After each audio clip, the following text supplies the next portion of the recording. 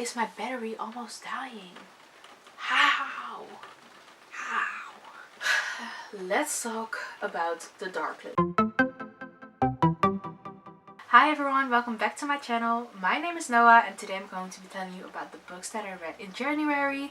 There are a couple of fantasy books here, but also romance books, so there is a bit of variety. I'm going to be telling the books in chronological order because that is like the most logical order to tell the books in.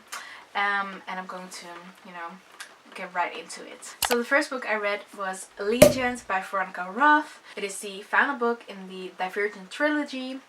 I liked it, but I didn't love it. I gave it 3 out of 5 stars, which means that I enjoyed it, but not particularly that much. So just a little bit more about my rating system. 1 star is like completely awful, hated it, DNF'd it or whatever. 2 stars is kinda, there were good aspects, but I wouldn't recommend it to anyone and I definitely wouldn't read it again. 3 stars means that I enjoyed it, but that I didn't particularly like certain parts and that I wouldn't read it again. 4 stars means that I did enjoy the book, I really liked it, didn't love it. There were a couple of parts that I didn't like, but overall I really enjoyed the book. And 5 stars means that it gave me lots of feels, like maybe even made me cry, or just I really loved the book. So like I said, Allegiant, 3 out of 5 stars for me. I didn't like the ending and every chapter was a different POV. We were switching between the main characters, Tobias and Triss.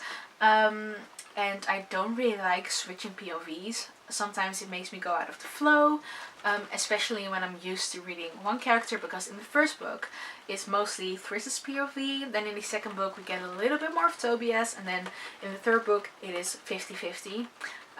But I didn't really enjoy it. Just overall didn't love it, but I'm glad that I finally read it. When I was younger I read The Maze Runner, The Hunger Games, all those kinds of books, and I knew Divergent really fit into that genre, so I would like it. But when I, was reading those books, the Divergent series really didn't pull me in for some reason. I decided to finally give it a go when I watched the movies, and the final part of the movies was not published, like it was never made. So I was really excited to see how it was gonna end. Kind of disappointed at the fact that I didn't like the book ending, but yeah, I needed to wrap it up, so I needed to end the series. Then, because I read the Divergent series, I didn't want to fall in a slump, especially because I almost didn't read any books last year. I read 3 books in total last year, and I was kind of afraid that I was going to go into a slump after reading Divergent, because after reading a series you're so intrigued and into that world and you know everything in that world, that continuing into another series or another book can be quite hard because you're still in your mindset about the series that you just read. So I decided to do a quick and easy read, just like a 1-day read, a couple of hours read. And I decided to pick up The Housekeeper and the Professor. I didn't know a lot about it, only that the professor has 80 minutes memory, and the housekeeper is there to take care of him, and that they form a special bond. I didn't know if it would break my heart or that it wouldn't do anything for me.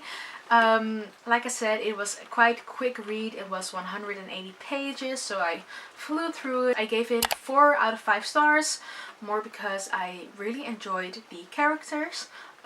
It was only character driven, there wasn't really a plot or anything, which personally I'm a sucker for a plot and I don't really like character driven books, but it did work for me. I liked it. It didn't make me feel a lot of things, but the writing was so beautiful that I decided to give it 4 out of 5 stars because it is really something. This edition that I have here is part of a vintage classic series, and I have the 4 other books that are also in the series. They are not from the same author or not in the same world. There's also one from Haruki Murakami, which is the Wine of Bird Chronicles. And I really want to make a video just reading these Japanese vintage classics because like I said, I enjoyed this one and I think I would enjoy the other ones. After The Housekeeper and the Professor, I decided to get back into a book that I DNF'd last year. I started The Starless Sea by Aaron Morgenstern, but I didn't finish it last year. Like, I got 40 pages in and I decided to DNF it, which I don't know really why I did it. It wasn't because I wasn't intrigued with the book, but it was just that I wasn't really in a reading vibe, so I decided to pick it up again this year. I don't know how to describe the book. I won't give a summary about the book because I think it is best if you go into this book blindly, which is what I did, and that made me feel like a lot of things.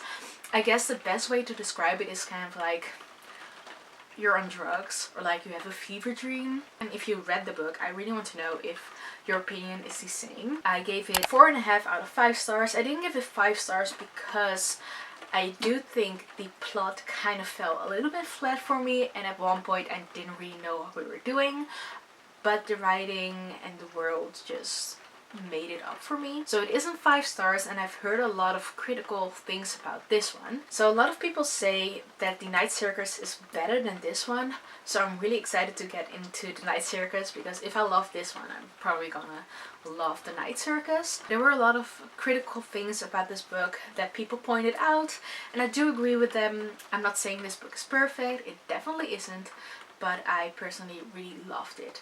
So I would definitely recommend picking this one up, but if you don't like feeling confused or on drugs while reading a book, I wouldn't recommend it, because at certain points you're really like, what the fuck am I reading?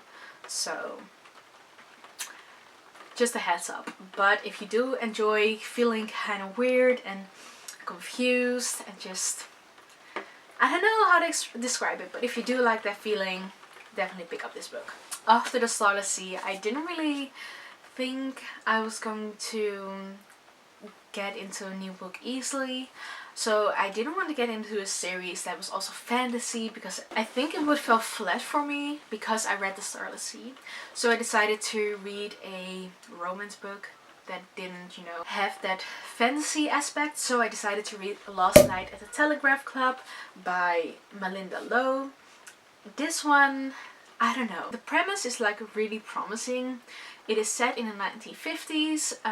There are 2 women, one American Chinese and another just American girl, I believe. This is set in the 1950s. We read out of the American Chinese girl, and she kind of finds out that she likes women, and there's a love story. And there is a lot of mention about the historical facts that happened during the period that the book is set. I gave this book 3 out of 5 stars, more because I think the characters weren't really fleshed out.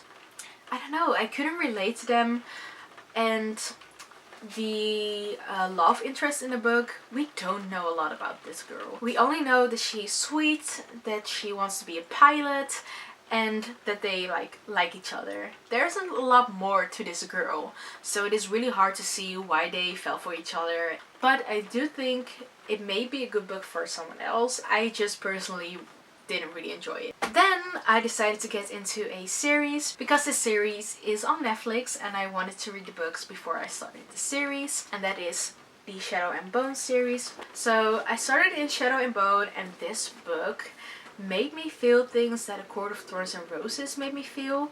I do know a lot of people didn't like this book and liked the second one better, but I personally liked the first book, I think, the most. It's written by Leigh Bardugo. It follows this girl, Alina Starkov.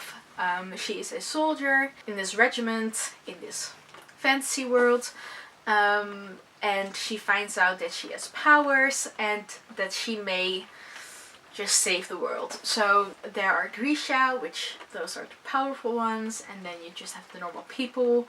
There's a lot of political intrigue happening in this book. I can't really tell more about each individual book, so I'm just gonna give my opinion on the entire series. So I'm going to go into a bit of spoilery details about these books. So if you don't want to hear any spoilers, I'll leave a timestamp on the video so that you can skip to the correct time. Let's talk about the Darkling. Okay, so the Darkling, I know a lot of people say that he's kind of psychotic and they are glad that she doesn't end up with him, but I just think the Darkling needs love. That's all I think.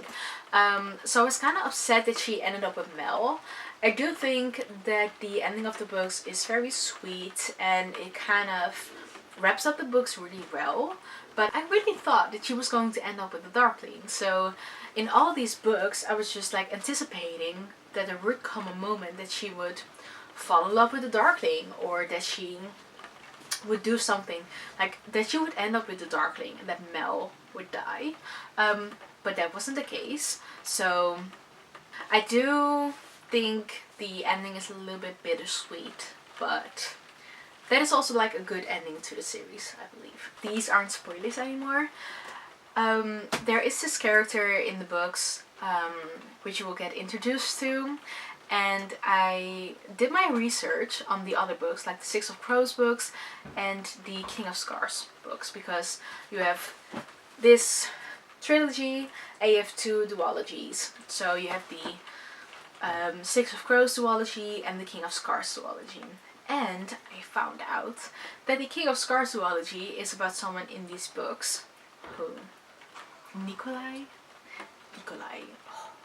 Nikolai was like, I think, my favorite character in the books. Even the main character didn't come close to the love I had for Nikolai, so I'm really, really excited to read King of Scars. I don't think I would enjoy Six of Crows, just because it is set in a sort of version of the Netherlands, which the names are in Dutch and I just can't get it over in my head. Like, I can't read Dutch names in an English sentence, but I'm not going to read Six of Crows in Dutch because I just don't really read in Dutch anymore. So I think I maybe need to get over that. I expect that King of Scars is going to be my favorite duology or my favorite book in the Grishaverse world. So I'm really excited to read that at one point. I am going to step out of the Grishaverse world for a bit because I found it kind of a bit tiring to read these three books immediately after each other, because I think every book in this series had like a middle piece, like a middle part where it is a bit boring. And when you get to those parts and you want to read something fun, it's a little bit tiring to keep reading, but you want to keep reading because you're intrigued with the characters and you just want to know where it ends.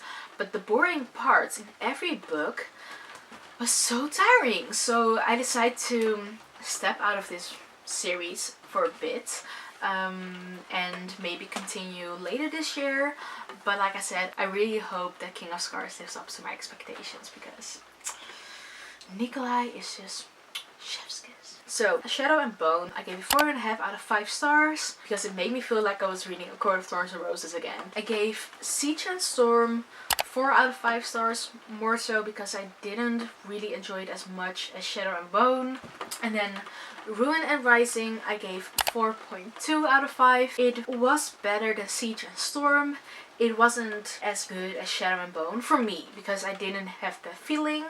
But I gave this one 4.2 out of 5. So that concludes the books that I read in January. I do think that it is an improvement to last year because in 1 month I read double the amount of books that I read in 2021. So I'm really excited to see what this year is going to bring me reading wise, because I did get off to a good start, I think. Thanks for watching and I'll see you in the next video. Bye guys. So I'm going to be telling the books in chronological order. Books in chronological order.